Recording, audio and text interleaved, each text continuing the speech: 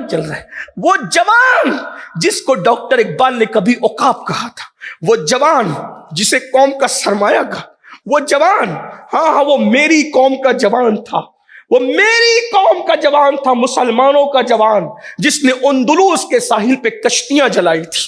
وہ حوصلہ تھا تمہارے اندر، پاپ اور جرائم میں ڈوب کر کے بزدل بننے والے جوانوں، اللہ کرے میری آواز صرف رائچور تک محدود نہ رہتے ہوئے شرق غرب کے ہر جوان کے کان تک پہنچے۔ او بزدلوں، سائنس سے ڈرنے والوں، موت کے نام سے گھبرانے والوں، پاپی ہوئے، مجرم ہوئے، جرائم پیشہ ہوئے، اس لیے تم بزدل ہو گئے۔ تم ہی تھے، تم نے اندلس کے ساحل پہ کشتیاں جلائی تھی، اور جب جلتی ہوئی کشتیوں کے بارے میں امیر قافلہ سے پوچھا گیا تھا کہ ہم نے کشتیاں کیوں جلا دی، تو یقین کے اس عظیم اللہ اکبر دائی نے اپنے بزرگوں پہ یقین کرتے ہوئے اور اپنے اللہ خدا وحدہ لا شریک پہ یقین کرتے ہوئے اس نے کہا تھا، یا تو یہاں پر ہماری قبریں بنے گی، یا تو ہم اندلس پر اسلام کا پرچم لہرا دیں گے۔ کشتیاں اس لیے جلائی ہے کہ ایک شعور سے یہ بات نکل جائے کہ ہمیں خالی گھر لوٹنا ہے، ہم لوٹ کر نہیں جائیں گے، یا تو اسلام کو پھیلا دیں گے یا تو اسی زمین پہ مر کے دفن ہو جائیں گے۔ یہ یقین تھا ان کی زندگیوں کے اندر۔ تم ہی تھے میری قوم کے جوانوں جنہوں نے یورپ کے کلیساؤں کو اذان سے گونج دیا تھا، تم ہی تھے افریقہ کے صحراؤں کے اندر تم نے اذانیں پڑھی تھی، تم ہی تھے بحر ظلمات میں تم نے گھوڑے دوڑائے تھے، اور کہنے والے کو تاریخ بتاتے ہوئے کہنے پہ مجبور ہونا پڑا تھا، دی اذانیں کبھی یورپ کے کلیساؤں میں اور افریقہ کے تپتے ہوئے صحراؤں میں، دشت تو دشت ہے، دریا بھی نہ چھوڑے ہم نے، بحر ظلمات میں دوڑا دیے گھوڑے ہم نے۔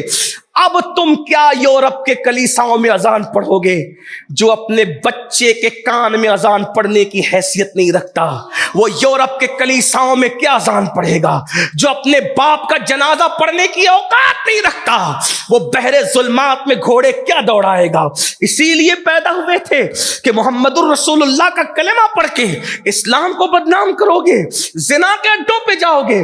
بڑی معذرت کے ساتھ کوسنے نہیں آیا، بددعا دینے نہیں آیا، بانگے دیرا کے طور پہ تمہیں بیدار کرنے آیا ہوں۔ بانگے دیرا کہتے ہیں جب مسافر منزل سے بے خبر ہو کے سو جاتے ہیں تو کوئی آ کے گھنٹی بجا کے کہتا ہے سونے کے لیے نہیں آئے ہو، منزل کی طرف اٹھ کر کے چلو، اسی کو بانگے دیرا کہتے ہیں۔ تو بانگے دیرا کے طور پہ کوئی گھنٹی دے رہا ہے، سونے والو اٹھو۔ اور میرے امام نے یوں کہا تھا، سونا جنگل رات اندھیری چھائی بدلی کالی ہے، سونے والو جاگتے رہیو چوروں کی رکھوالی ہے، سونا بن ہے سونا پاس ہے، سونا زہر اٹھ پیارے تیری گٹری تاکی ہے اور تو نے نیند نکالی ہے۔ نہیں مسلمانوں، ہم زنا کے لیے نہیں ہے، کوے غلاظت کھاتے، کوے گندگی کوے کھاتے، کووں کو گندگی میں منہ ڈالتے دیکھ کر عقاب کبھی گندگی نہیں کھاتا۔ عقاب کو پتا ہے کہ میری غذا گندگی نہیں۔ اگر تم دوسروں کے دیکھا دیکھی زنا کر رہے ہو، تم محمد الرسول اللہ کے عقاب ہو، تم محمد الرسول اللہ کے شاہین ہو، تم محمد الرسول اللہ صلی اللہ علیہ وآلہ وسلم کے اللہ اکبر عظیم صحرائے پاک کے ایگل ہو۔ تمہیں اپنی عظمت کا اندازہ کرنا چاہیے۔ حیرت ہے، ایک تو جوانی اس طرح ضائع کر رہے ہیں، دوسرے گندی فلمیں دیکھ کے زنا کر رہے ہیں، اور زنا کا وبال خوب جانتے ہو۔ بزرگوں نے فرمایا کہ جو زنا کرتے ہیں اللہ ان کی نسلوں میں لنگڑی، لولی، اندھی اور عیبی اولاد پیدا کرتا ہے، تاکہ انہیں دیکھ دیکھ کر بار بار صدمہ ان کا تازہ ہو، لمحوں کے گناہوں نے صدیوں کی سزا پائے۔ اس کا مطلب یہ نہیں کہ جس کے گھر میں عیبی اولاد دیکھو اس پہ شک کرنے لگو کہ یہ زانی، ایسا نہیں۔ 95% لوگوں کے یہاں زنا کی وجہ سے عیبی اولاد پیدا ہوتی ہے، اور 5% لوگوں کے یہاں اللہ ان کو کسی امتحان اور آزمائش کی وجہ سے ولی بنانے کے لیے، مرتبے بلند کرنے کے لیے 5% لوگ ہوتے ہیں، مگر وہ بہت کم ہوتے ہیں۔ زنا کرنے والوں کے لیے حدیث پاک میں آیا ہے اللہ کے رسول علیہ السلام فرماتے ہیں پوری امت کو جتنا عذاب ہوگا، غور سے سن، پوری امت کو جتنا عذاب ہوگا اس کا نصف اس ظالم کو عذاب ہوگا جو شادی شدہ عورتوں سے زنا کرتا تھا۔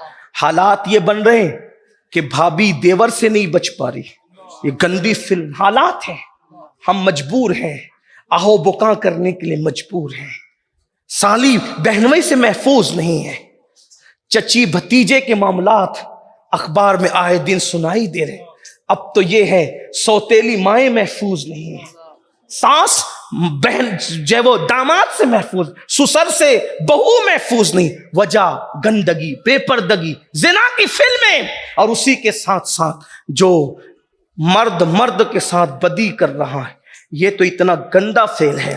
وجہ پہلے دوستی کی جاتی تھی ایک دوسرے کے سکھ دکھ میں شریک ہونے کی، پہلے دوستی کی جاتی تھی ایک دوسرے کی مصیبت میں کام آنے کی، اب دوستی کی جاتی ہے جنسی خواہش کی، کہ لڑکوں کے ساتھ بدی کریں، بدفعلی کریں۔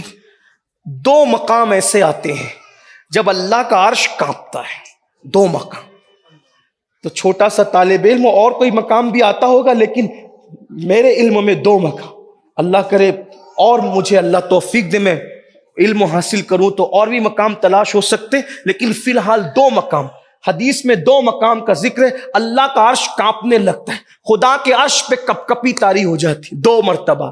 ایک بار وہ جب یتیم روتا ہے، جب کوئی یتیم کو رلاتا ہے اللہ کا عرش کانپ جاتا ہے، اور نمبر دو جب کوئی مرد کسی مرد پر بدفعلی کے لیے اوپر آتا ہے تو اللہ کا عرش کانپتا ہے۔ حدیث پاک میں آیا ہے اس وقت آسمان زمین پہ گرنے والا ہوتا ہے، مگر اللہ کے فرشتے آسمان کو پکڑ کے، کناروں کو پکڑ کے قل ہو اللہ شریف کی تلاوت کرنے لگتے ہیں، اور قل ہو اللہ شریف اتنی بار وہ پڑھتے ہیں کہ ان کی قل ہو اللہ کی تلاوت کی وجہ سے اللہ کا غضب ٹھنڈا ہو جاتا ہے، اللہ کا جلال ٹھنڈا ہو جاتا ہے۔ حدیث پاک ہے کچھ پرندے ایسے ہیں، کچھ فرشتے ایسے ہیں جو چونچ والوں کی شکل میں ہے، جو بندہ مردوں کے ساتھ بدی کرے۔ اب بدی کی مختلف شکلیں ہیں، ٹائم کم ہے، مجھے گفتگو آخری سمیٹنا بھی، بہت سارے مسائل پہ گفتگو کر کے بات پوری کرنا ہے، لیکن سن لیں اگر کسی مرد کو پاپ کی نظر سے دیکھو تو بھی تمہارا شمار اغلام بازوں میں ہو، صرف دیکھنے پر بھی، گندی نیت سے دیکھنے پر۔ ایک بہت بڑے بزرگ تھے، 70 سال تک انہوں نے رات کو عبادت کی، دن کو روزہ رکھا۔ جب انتقال ہوا تو کسی نے پوچھا کہ کیا ہوا؟ کہا ساری عبادتیں دھری کے دھری رہ گئی، ایک گناہ پہ پکڑ ہوئی ہے، بس ایک گناہ پہ، اور میں اب اس کا جواب نہیں دے پا رہا۔ کہا کیا پکڑ ہوئی؟ کہا بچپنے میں ایک مرد کو غلط نظر سے دیکھ لیا تھا، مرد کو پاپ کی نظر سے دیکھ لیا تھا، بس اسی پہ میری پکڑ ہوگی، میری عبادت دھری کے دھری رہے۔ آسان نہیں ہے، اتنی مشکل بھی جنت نہیں ہے جتنا آپ کو بد مذہب بتاتے ہیں مشکل، اور اتنی آسان بھی نہیں ہے جتنا آپ نے آسان کر رکھا اور کھیل بنا رکھا۔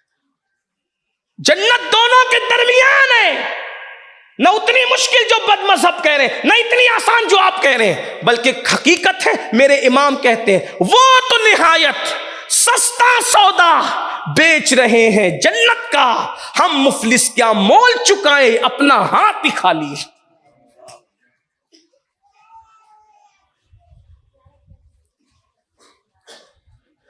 فرشتے، چونچ والے فرشتے، جو لوگ بدکاری کرتے ہیں مرد کے ساتھ، ایک رات بھی وہ اپنی قبر میں رہ نہیں پاتے۔ وہ چونچ والے فرشتے ان کی لاش کو اٹھاتے، رائچور میں مرے، مکہ شریف میں مرے، مدینہ شریف میں مرے، یمن میں مرے، مصر میں مرے، مالیگاؤں، اندور، ممبئی، کئی مرے، ایک رات بھی قبر میں نہیں رہ پاتے وہ بدکاری کرنے والے۔ اللہ کے فرشتے ان کو چونچ میں اٹھاتے ہیں اور اٹھا کر وہاں لے جا کر پھینک دیتے ہیں جہاں قوم لوط پر عذاب آیا تھا،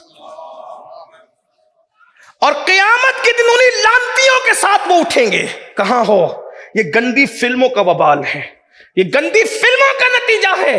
کاش کہ توبہ کر لی جائے، کاش کہ بدل لیا جائے اپنے آپ کو، تو دیکھنے پر بھی وبال ہے، چھونے پر بھی وبال ہے۔ گندی نیت سے کسی سے مصافحہ کیا، معانقہ کیا، لڑکوں سے اس پہ بھی وبال، بہت تفصیلات ہیں اس میں. اور جو آخری اسٹیپ ہے لا الہ الا اللہ استغفر اللہ الیاذ باللہ، وہ جو گندگی ہے وہ تو کتے بھی نہیں کرتے. وہ گندا کام جانوروں میں بھی صرف سور کرتا ہے، خنزیر، اس کے علاوہ کوئی نہیں کرتا. سور اپنے نر کے ساتھ یہ گندگی کرتا ہے، باقی ہر جانوروں میں بھی کوئی نر کے ساتھ کوئی گندگی نہیں کی جاتی. یہ میں حیا کے پردے میں کہہ رہا ہوں. اسی لیے حدیث پاک کا مفہوم ہے جو یہ بدی کرنے والے مریں گے تو قبر میں سور کی شکل اختیار کریں گے، اللہ ان کا منہ سور کی طرح کر دے گا. لا الہ الا اللہ. کس بلا کی میں سے ہے سرشار ہم، دن ڈھلا ہوتے نہیں ہوشیار. یہ گندی فلموں کے نتائج، یہ جوانی کے مس یوز کے نتائج.